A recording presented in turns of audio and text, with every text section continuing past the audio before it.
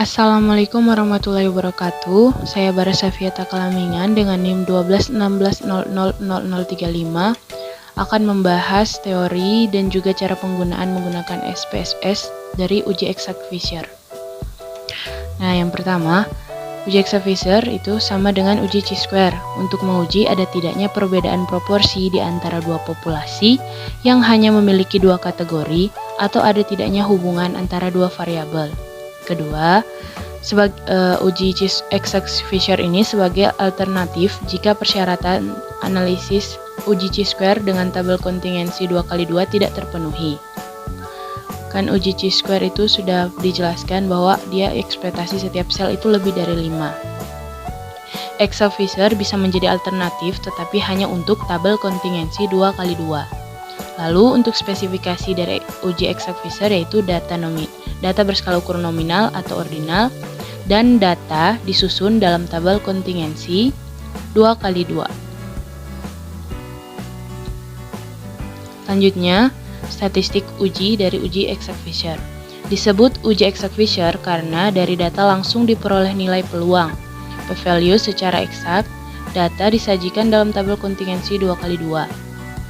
Nah, peluang eksak dihitung dengan distribusi hipergeometrik. Ini rumus p-value uji chi-square dan ini untuk tabel kontingensi 2x2. Nah, lalu kriteria uji exact Fisher yaitu tolak H0 jika p-value kurang dari alfa. Selain dari distribusi hipergeometrik, nilai peluang dapat diperoleh dari tabel 1 dalam buku Siegel halaman 308 sampai 302 atau lampiran B dalam buku Tiro halaman 299 sampai 349. Nah, kemudian ini ada contoh kasus dari uji exact Fisher di mana suatu penelitian mempelajari hubungan antara umur orang dewasa lanjut usia dan status tekanan darah yang dirangkum pada tabel berikut. Nah, ini adalah tabel kontingensi dari kasus kali ini. Nah, yang akan menjadi pertanyaannya atau yang menjadi fokus yaitu bagaimana hubungan antara umur dan status tekanan darah orang dewasa lanjut usia tersebut. Nah, untuk solusinya, hipotesis H0 diterima berarti tidak ada hubungan antara usia dewasa lanjut dan tekanan darah. H0 ditolak berarti ada hubungan antara usia dewasa lanjut dan tekanan darah dengan alfa sama dengan 5% atau 0,05.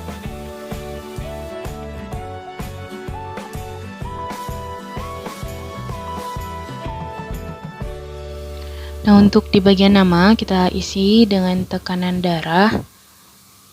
Yang bagian kedua umur, lalu yang bagian ketiga frekuensi. Nah, bagian labelnya kita taruh tekanan darah juga, dan di bagian kedua juga umur. Lalu value-nya kita isi dengan untuk kode 1 itu 1 normal,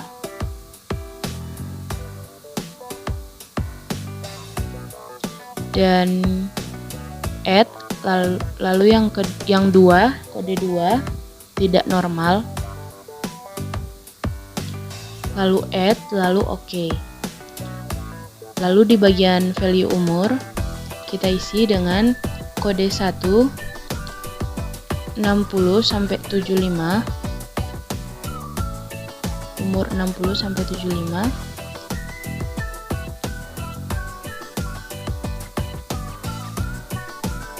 Lalu add, lalu oke. Lalu kode 2 lebih dari 75. Lalu add, lalu oke. Nah, lalu di bagian measure-nya kita ganti dengan nominal, lalu frekuensinya scale. Nah, lalu kita masuk ke data view, kita isi datanya dengan tekanan darah 1 atau normal, umur 60-75 dengan frekuensi 9.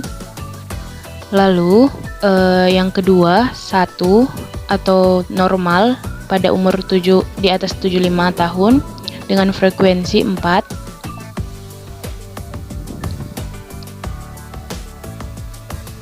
Dan yang ketiga tidak kita isi dengan kode 2, tidak normal di umur 60-75 tahun dengan frekuensi 3. Lalu yang keempat, dengan kode 2 yaitu tidak normal pada umur 75 tahun atau kode 2 juga dengan frekuensi 6.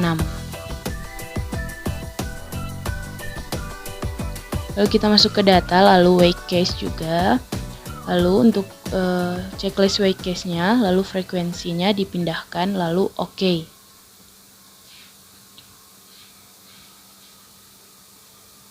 Nah, lalu tekan analyze, lalu descriptive statistik, lalu cross tab, lalu tekanan darah taruh di bagian rows dan umur di bagian columns. Lalu tekan statistik, lalu checklist uji chi-square, lalu continue, lalu OK.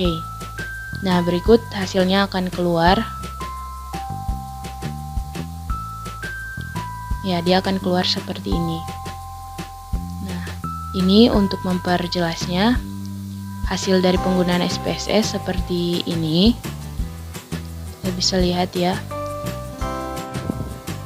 Nah, kemudian kriteria uji p-value sama dengan 0,192 yang lebih dari alfa 0,05, maka H0 diterima.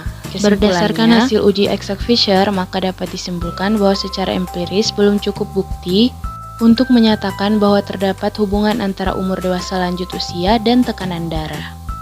Sekian dari saya, wabillahi taufiq wal hidayah. Wassalamualaikum warahmatullahi wabarakatuh.